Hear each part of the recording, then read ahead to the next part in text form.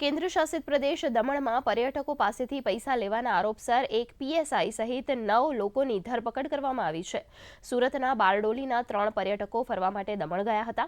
આ સમયે ક્રાઇમ બ્રાન્ચની ટીમે તેમને રસ્તામાં રોક્યા અને પર્યટકો પાસે દારૂ હોવાથી 10 લાખ રૂપિયાની માંગણી કરી હતી।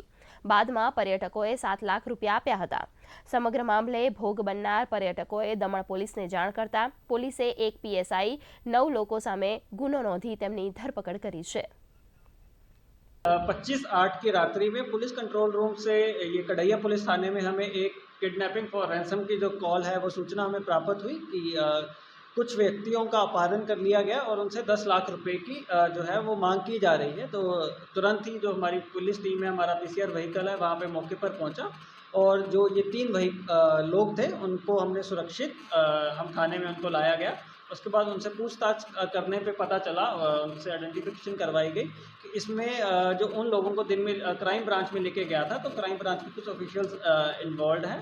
उनके उसके बाद आइडेंटिफिकेशन के बाद में तुरंत ही हमने इसमें एफआईआर दर्ज करी और क्राइम ब्रांच के 9 ऑफिशियल्स को अरेस्ट किया गया है।